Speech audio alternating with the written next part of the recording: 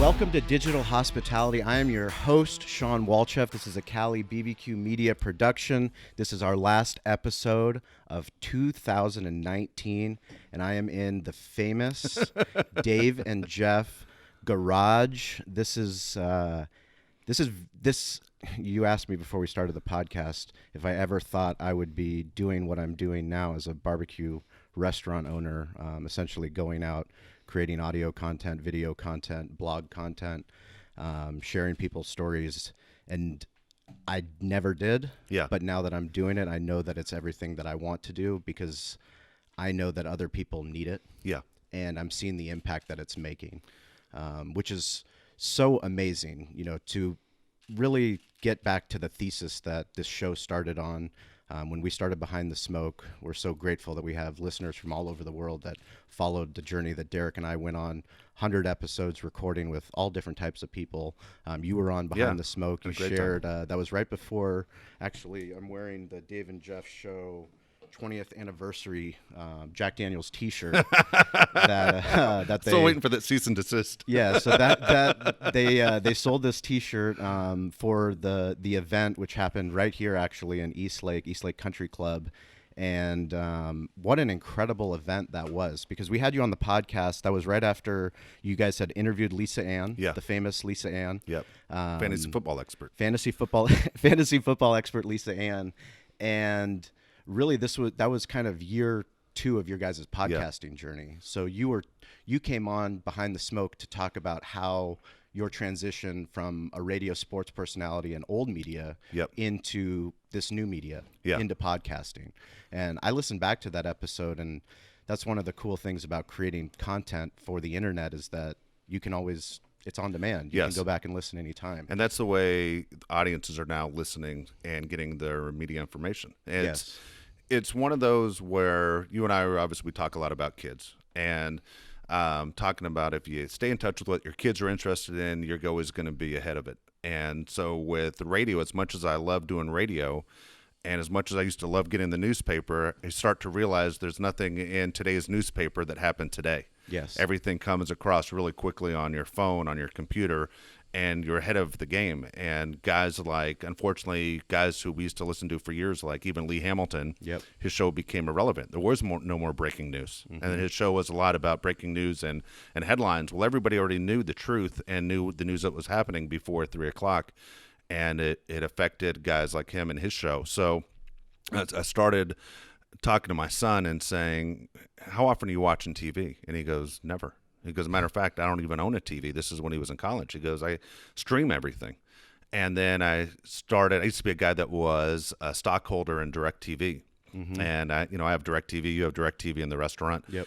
And then you start to realize that less than 2% of the people under the age of 22 have cable or DirecTV. Cord cutters. And they're not even cutting the cord. They're just never even plugging it in. No, not at all. And so I started thinking, okay, well, my way is the old way. I can sit there and be the last of the Mohicans, or I can sit there and adjust. And when Jeff and I first left 1360 in August 2016, I said to him, hey, let's do a podcast. His answer was no way. He looked at it as a big step backwards. He didn't understand the direction it was going. Mm-hmm. He said finally in January 2017, after the Chargers left, hey, you want to do that podcast? I said, yeah, I still want to do it. And we jumped on it. People always will make comments back and forth who don't understand the difference of radio and what we're doing. And they'll say, well, you guys haven't gotten another radio job. We haven't applied for another radio job. Mm-hmm. Matter of fact, I think Jeff took one meeting representing the show. I was out of town. And in 10 minutes, he called me and said, I'm not interested. We haven't pursued another radio job. And before that was the only thing we thought we were capable of doing. So the podcast was in demand. It got a great response. It's one of those where when we did radio, we had pretty good audiences, especially when we were at 760 KFMB and we were the Charger station and the Padre station, that when we went to the podcast and we've had more than 2 million downloads, we never had that kind of response in radio. And you sit there and you go, wow, this is around the world.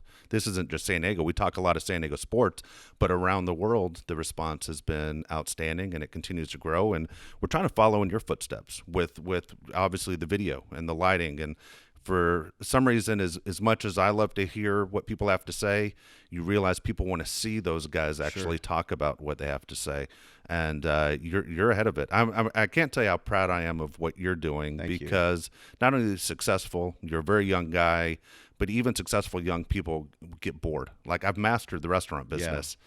What's the next step? I can sit there and do this till I'm 75 and then hand it off or sell it, or I can find something else that gets me out of bed every day. And that's why I asked you, how do you feel about what you're doing right now? And your response was, this is what I felt like I was meant to do. It rejuvenates you. It keeps you living. It keeps you excited to say, what's next? It's the most exciting. It's following the curiosity path. And, we're so fortunate to have had a small business in Spring Valley that opened in 2008 when literally was the economic crisis. And everyone close to me that I respect, that are smart, they said, don't spend your money. Don't open up a restaurant, let alone don't open one in Spring Valley.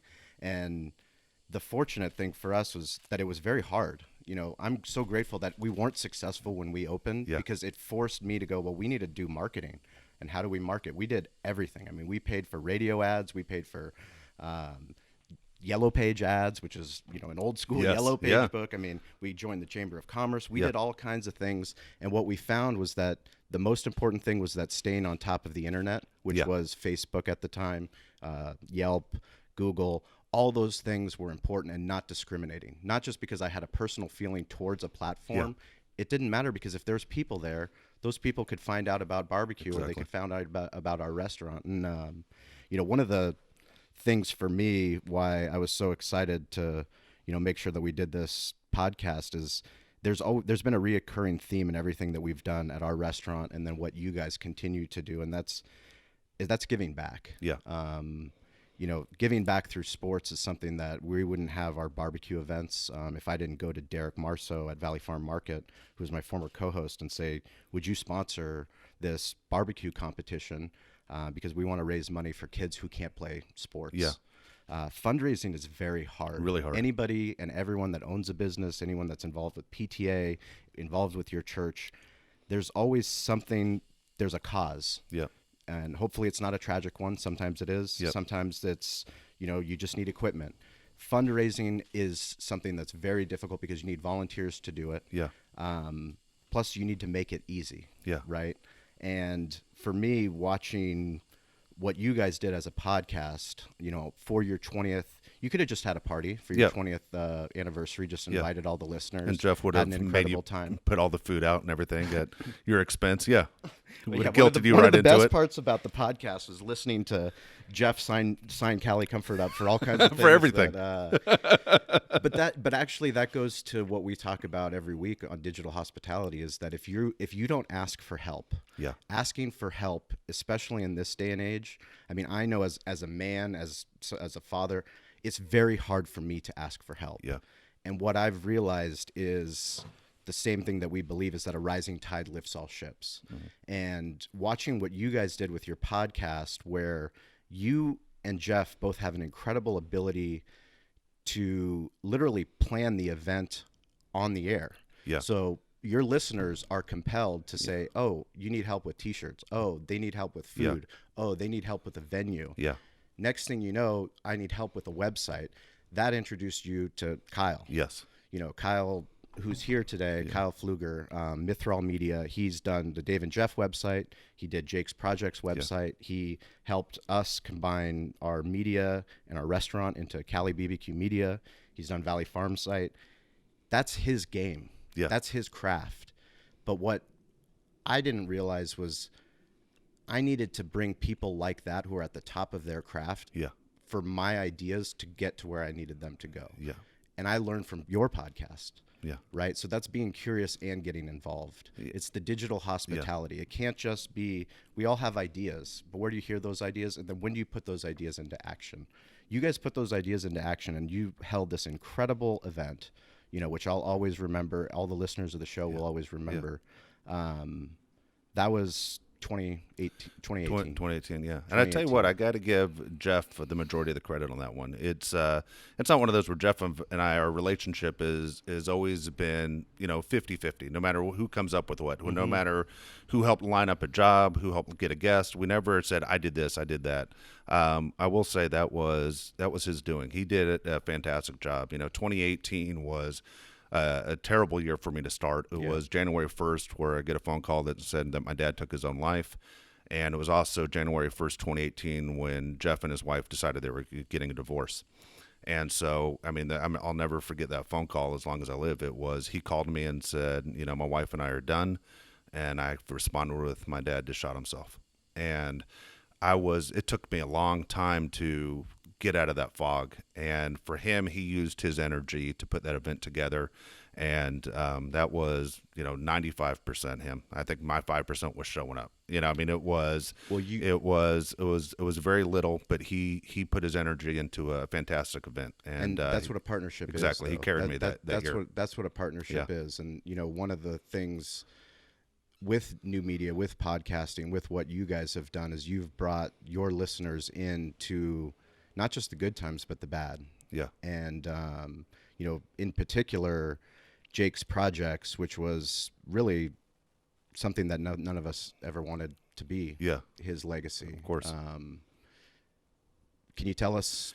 Yeah, I'd love to talk about this. Most people who understand, listen to our show, obviously, that you mentioned Kyle's family to us. We know this podcast has opened the doors to so many people, and not only just business relationships, but much more than that. When this is all said and done, Kyle matters to us. His wife matters to us. His kids matter to us. Same thing with you, and same thing with Brian Curry and Dan Williams and Ryan Barkley and of course Alan Taylor. Everybody that has ever involved themselves with us, it's a friendship and a business relationship, but it's the friendship thing that Jeff and I value the most. And it's one of those things, as much as we love doing what we love doing as far as broadcasting and talking and getting a chance to, for us, this is kind of therapy. We, especially the last few years doing the show, we kind of talk about all of our feelings and everything we're going through.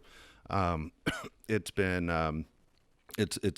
completely different than anything we've ever done. We've opened ourselves up to everything that's on the inside.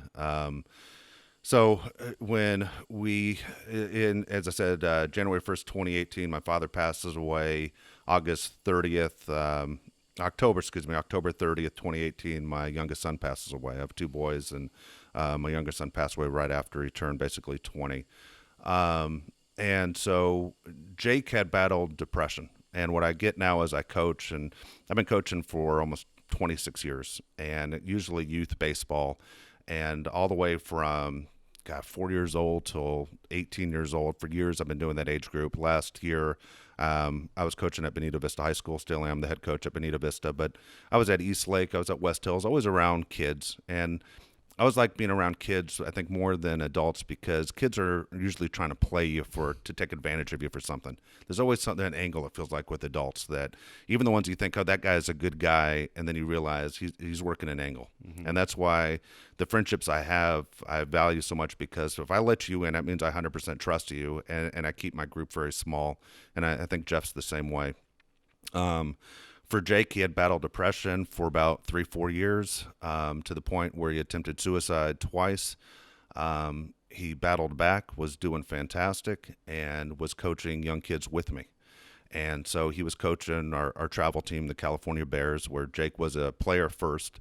And then many of his teammates moved on. Jake wanted to be a pro football player. He decided he was going to keep playing baseball, but he wanted to be a pro football player. Changed his whole body from 8th grade till his senior year. He just started working out like crazy and trying to gain weight. He wanted to be an offensive lineman, and he talked to major schools and thought he was going pro. I mean, when he was in 9th grade, he was talking to Pac-12 schools, talking to SEC schools, and thinking, I'm going to realize my dream. And I used to go into cover the Charger games, and I go, Jake's bigger than almost every offensive lineman on the team as a teenager. And there's a picture of him next to Sean right now, but that's a picture of him that he used to work out all the time. And you see that Jake has a bunch of tattoos, and the tattoos, I honestly feel that was his depression time. He got a tattoo, he thought it would make him feel better. Then he'd get another one, get another one. His mom and I didn't approve any of them. Matter of fact, we got pissed every time, and my wife cried every time he came on with the new one. But he looked older than a teenager, so they would assume the guy's in his 20s or 30s, and they would tattoo him up, even though he was way too young to be getting tattoos. I think he was like 15, 16 when he got his first one. But he was a big dude. Jake was, when he was at his best, the guy was bench pressing more than 500 pounds. He was over 300 pounds. He was strong. He was a really strong kid, and had a heart of gold. But man, if you got on his bad side, you don't want that. And he could handle himself, but at the same time, he had a big heart. He threw his time into coaching these young kids when he was done, and his teammates that I moved on.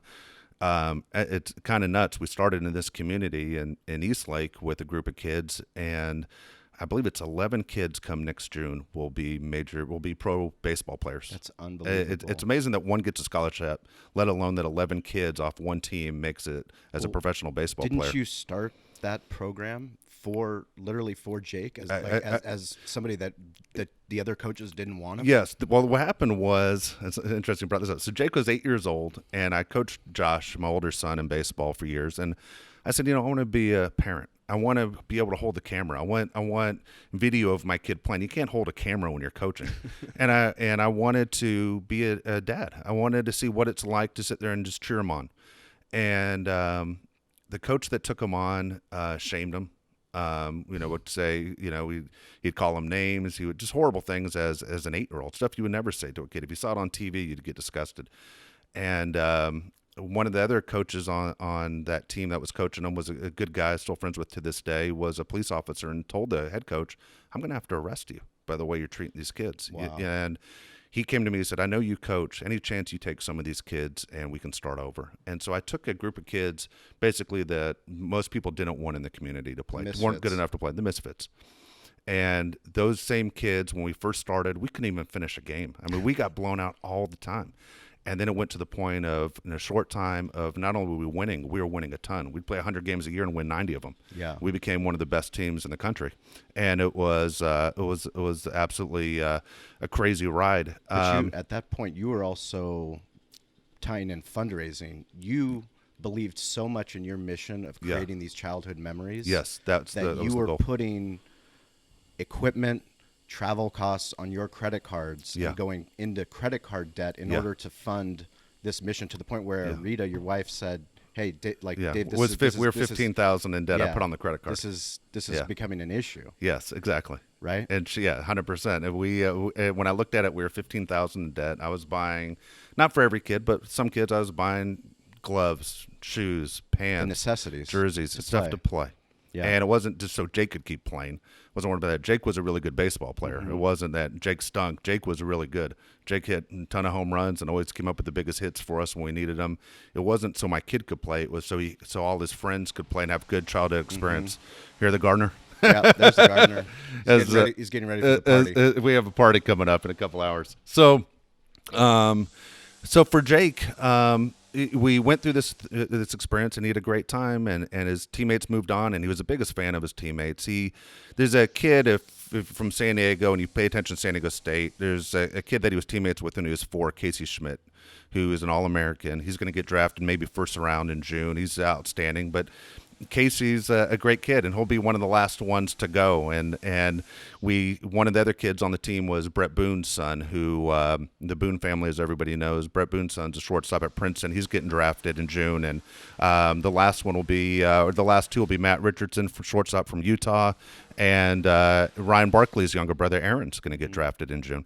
And so after that, we got 4 more guys getting drafted, and then that class has moved on. So we started up a new group of kids, and I said, let's do this again. Let's start it all over. And so we grabbed a group of kids, and I said to Jake, I want you to kind of take hold of this team the way I did. I'll be around, but I want this to become your team.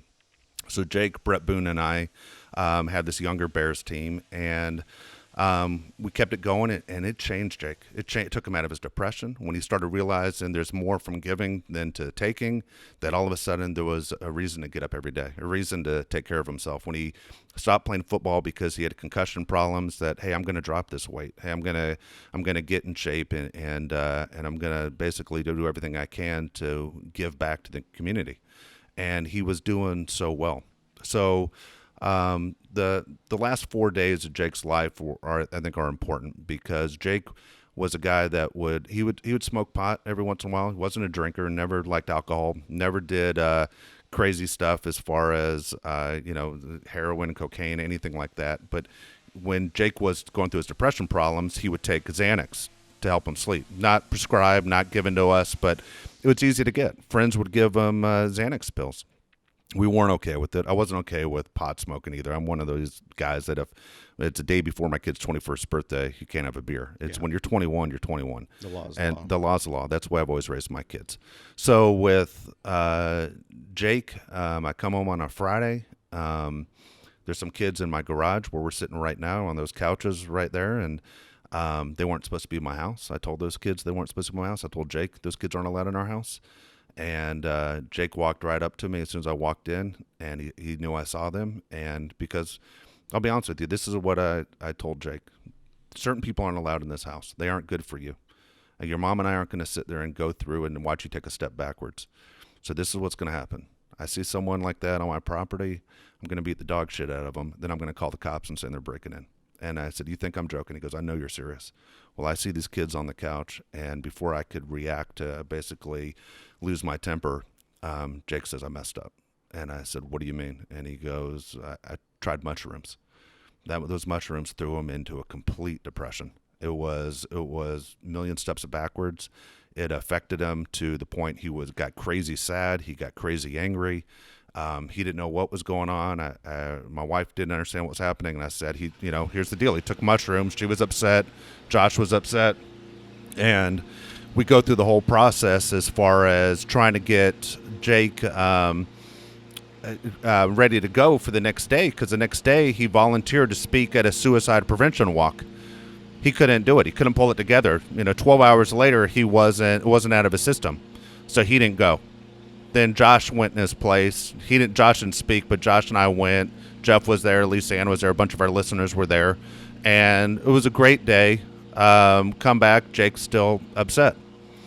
Come back to Sunday, and almost all of it was out of his system. He was almost back to being the same kid. Jake was supposed to coach a Bears game, and I said, I'm not letting you go. You aren't 100%. I don't want those kids to notice you aren't 100%. I'm going to go coach in your place. I coach, come back. Things are getting a little bit better. Comes back on Monday, and we have a Bonita Vista practice, and Jake doesn't show up to our practice. Jake's one of my coaches, along with Josh, at Bonita Vista High School. And come home, and I said, where were you?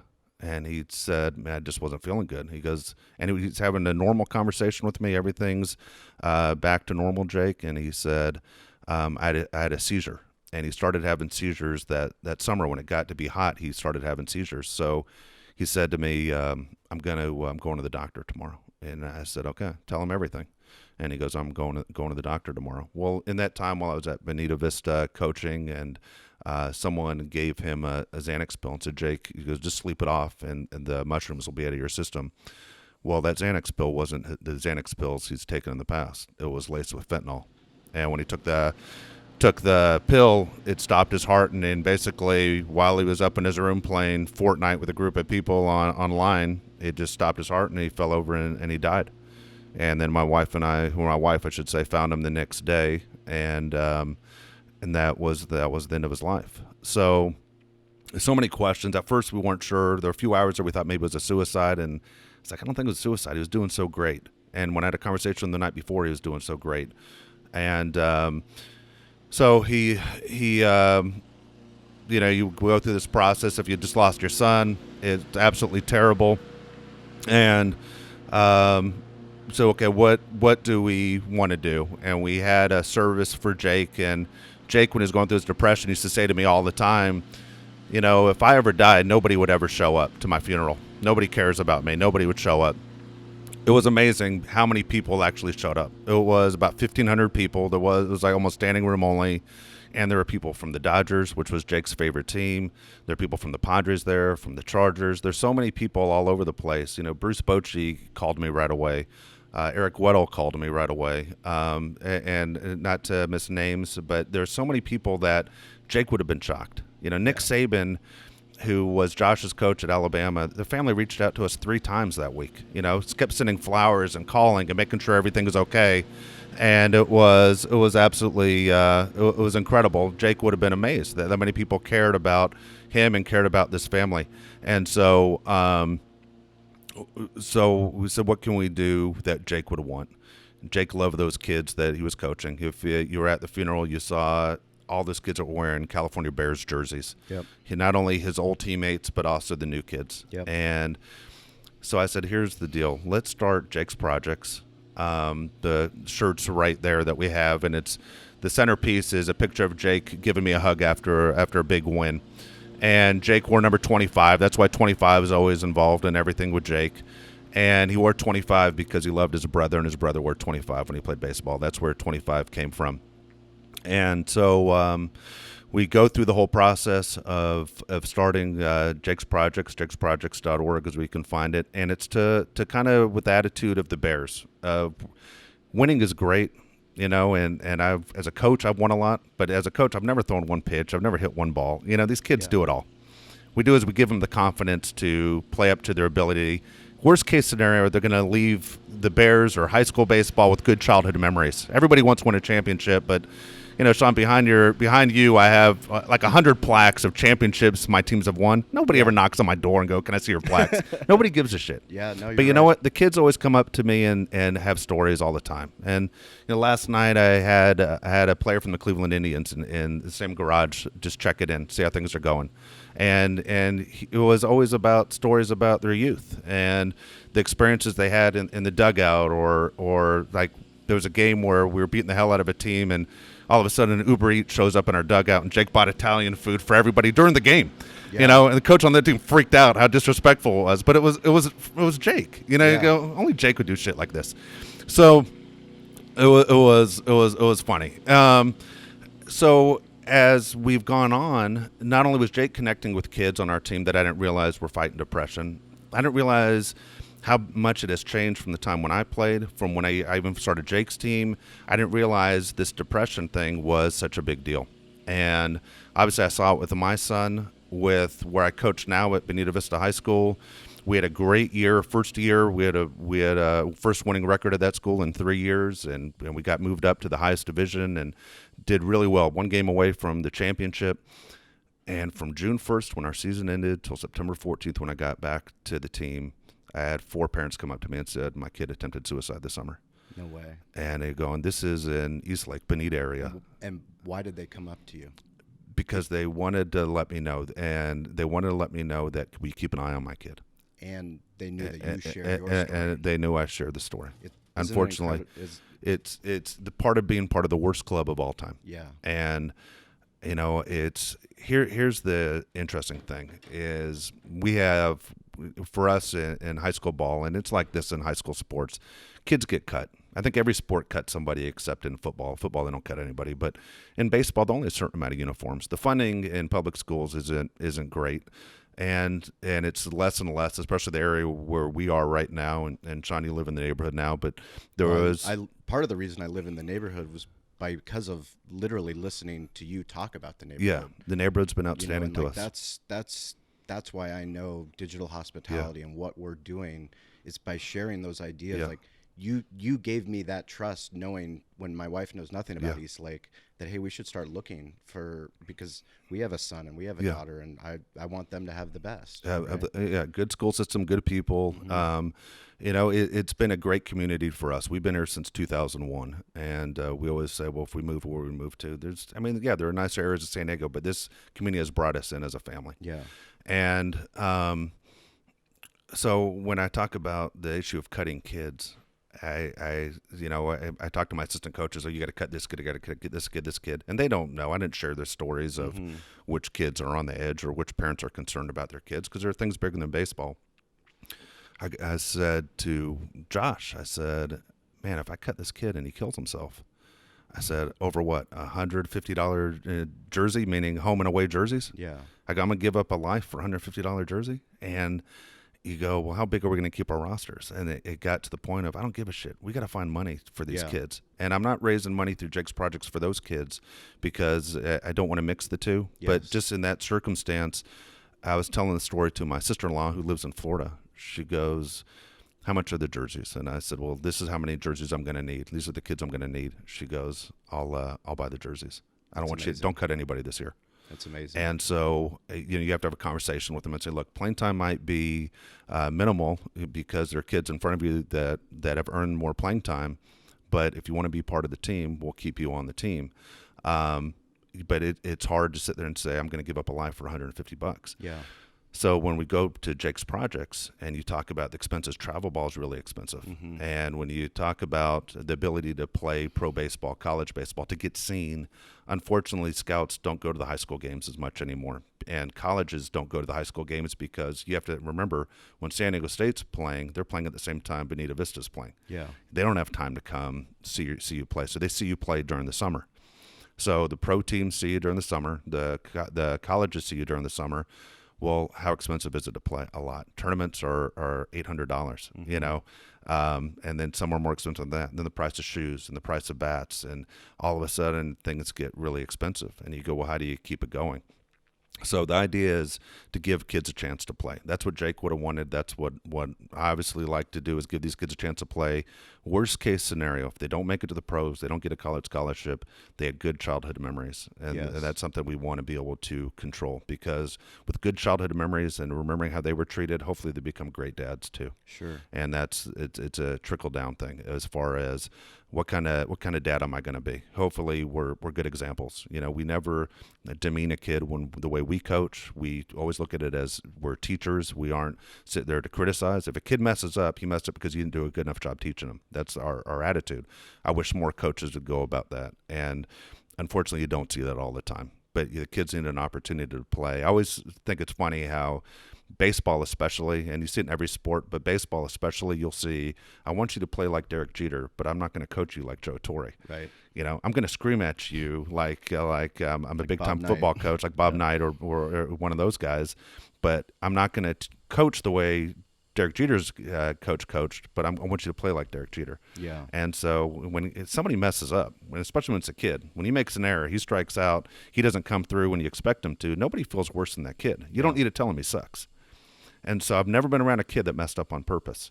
But you got to give kids the opportunity if they have the ability to play. And it doesn't have to be travel ball. It can be little league fees. Little league fees are up to almost $300 in a lot of leagues. And it's so expensive. When I played, I think it was $22 for the year. Mm-hmm. And now you're looking at bats that are $400 and even field maintenance and everything else that goes into it. So there are a ton of charities out there, and people say, I want to give back, or I have money to give back. And as you said, either give back to a church or St. Jude's or cancer research. All those are great. But for me, I've thrown my time into kids. Jake threw his time into kids, and this is what we're trying to do with this charity: is create good childhood memories.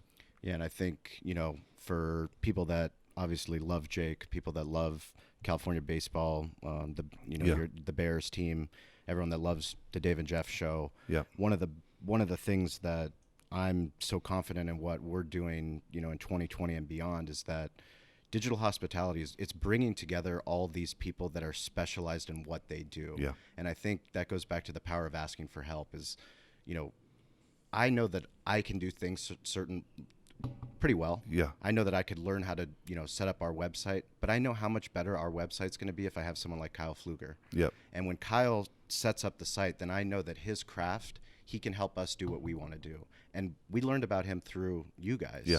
And people are starting to notice what we're doing and are reaching out. And the companies that are going to win, the brands that are going to win, the missions that are going to win are the ones that understand that we can't do it by ourselves.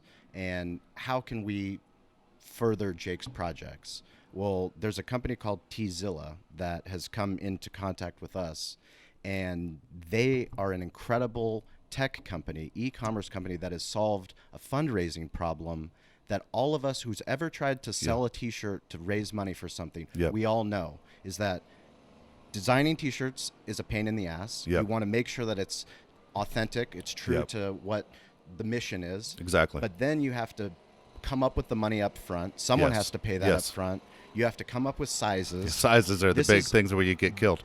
They've created a model that we can embed the Tzilla campaign onto Jake's Project's website, which Kyle has done such an incredible job. We're going to do a YouTube episode, and people are going to be able to go on directly and buy a shirt, Fantastic. which will start a campaign for raising money. Yeah. And it gets back to, next year, another connection because of the Dave and Jeff show is I met Katie Temple Yes. through the Dave and Jeff Yeah. podcast. And Katie Temple is just this incredible woman that has had this illustrious sports career Yes. on TV. She has Katie Temple coaching, but she picked me out of all the people that she knows in her network that I would be somebody that could raise money to beat blood cancer for Leukemia Lymphoma Society. Fantastic. So next year I'm going to be campaigning. Well, what am I going to want to do? I'm going to need to find somebody like Tzilla to sell a shirt. Those things have to be top of mind. That website for Jake's Projects has to be top of mind, and creating the content, because the content helps the story, right? What you guys do with your podcast, with the Dave and Jeff show, adding those videos to Jake's Projects, talking about, what exactly are we raising money for? Look at this cool Little League field. Back to the, what you guys talked about is finding an underserved Little League field. Yeah. But it's not, we're just going to go find a shitty field. We're going to find somebody that cares enough to maintain that Maintain field. it. And It's gotta just be- to get it's it gotta be a started. reciprocal relationship. And just to get it started, because I've done this already with other money, and I want to point out too, because I think it's really important. This is a nonprofit. Yes. This is a nonprofit. 501c3. Yes, this That's is correct. exactly So right. That is very crucial, because what fundraising is one thing, but creating a nonprofit 501c3 is another entity. That is actually a nonprofit entity that's tax exempt, which means you can get corporate funds. Exactly right. Which is great. And Much more difficult. And we have a lot of great people on our board who have stepped up. Not one person has said no. Everyone's been absolutely outstanding on this. But when you talk about the fields, because we can talk about uniforms, bats, shoes. If they have nowhere to play, what's the point? Correct. Fields are crazy expensive. I mean, you're looking at about $10,000. Wow. It is crazy expensive. $10,000 what? $10,000 to get the right dirt in, because Really? For one season? To last. To last. To last. So, believe it or not, there's certain kinds of dirts. I mean, there's dirts that they have to make sure it's not contaminated. You want to get the quality that it's going to drain properly. If you want to put a grass infield in, that's a whole nother expense. To have places for the parents to sit, that's a whole nother expense. To have dugouts that are safe, that aren't going to fall on the kid's head or basically filled with termites, it's expensive. And again, to set it up for years to come is what we're trying to do, and then we move on to the next field. But it is expensive. It's not just, hey, I can get jerseys for 12 kids. That's not what we're talking about. It's expensive to find places for these kids to play. And again, what we're doing is not only, as I said, for the children, but the nonprofit part is big, to say, hey, we need help as much as we can to help these kids, giving them a place to play. Correct. And how many you hear all the time from older people? Oh, my kids never leave the house. They play video games all day long. They don't have any interaction. Everything's texting. People don't even pick up the phone. Yep. The personal relationships that these kids used to develop when we were younger, and even kids I'm coaching now that are 18, it's hardly any interaction. Yeah. I asked kids yesterday on my high school team, what are you guys doing for New Year's Eve? And nobody was doing anything with each other. Everybody's going to their own separate house, and there's no interaction, and there's no relationship. Relationships, it's strange. Yeah. To me, it's strange. And I said, when it's all said and done, what is your connection? What kind of friendships are you developing? And I feel on a ball field, man, there's that feeling of family. Hospitality. I mean, we believe every business, you have to, business mission, the hospitality business, you invite someone into your home, that's where all the magic happens. Yep. As much as we love digital, we're all in on digital on all the platforms. Be as loud as you can, be on video, be on audio, write articles for your website.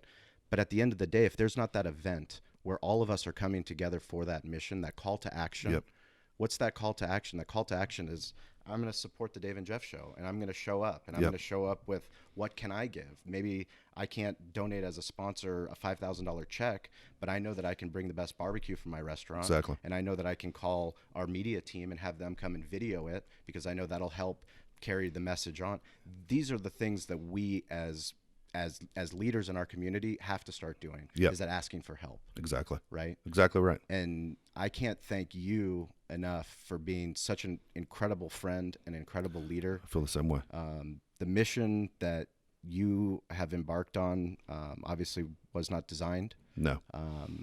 but because of your strength, you're sharing a story that is so deep and personal, and you have no idea how many lives you're going to save Yeah. because of it. I appreciate it. It's funny, man, when you think about what you want to be when you're younger, and then as you grow older and your goals start changing a little bit and which direction you're going to go. I think when I was a young kid, I wanted to be a pro baseball player. And then as I got older, I wanted to be the best broadcaster, and I wanted to do radio to the point where I had enough money I could retire and do whatever was coming next.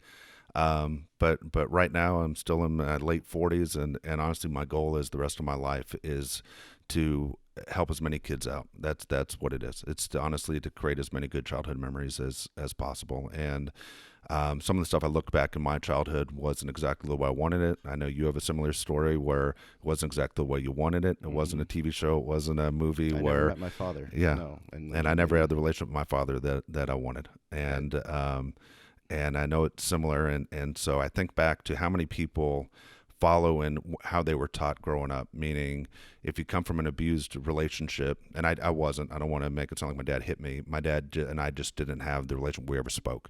He didn't watch you play. He dropped you off. Yes. I mean, Bryce Miller, who we'll put a link in the article, Stover, our producer, does an incredible job adding everything we talk about in the show notes for the website. But Bryce Miller did an unbelievable great job of storytelling, of the context of Jake's story and your story too. Yeah. Because you are such a good dad because you decided I that was I'm not going going to to become the dad that I wanted to be, that I wanted. I'm the dad that I wish my dad was. That's the direction I took, instead of being the same dad back to my kids. And that was my goal. But again, I hope these kids become good dads because of it. I know you're going to become, or you're already a great dad, but you'll continue to be a great dad as your kids get older. Same thing. That's important to me.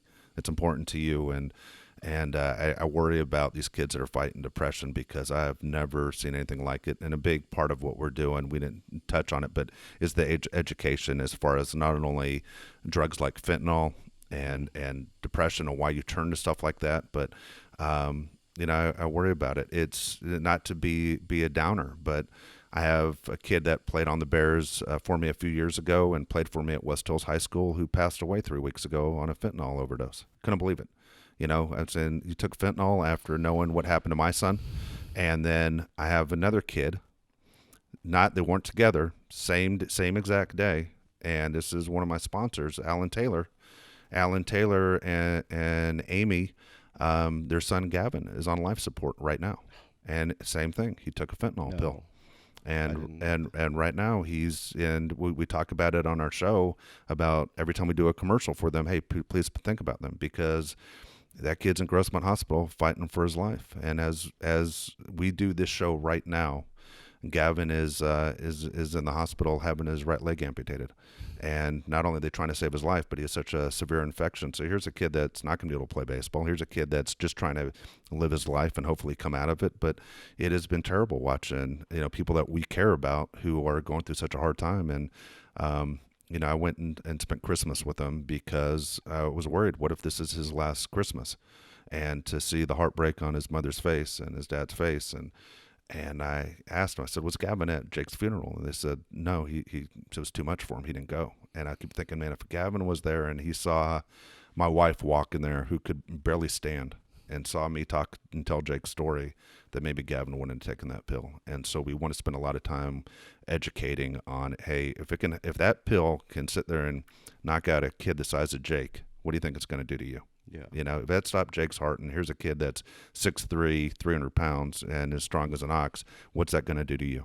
And unfortunately, we lost one. We might lose another one, and we've already lost Jake off the same thing. And so we've been lucky enough where people have heard this story, and colleges have reached out to me, and high schools have reached out to me and asked me to speak.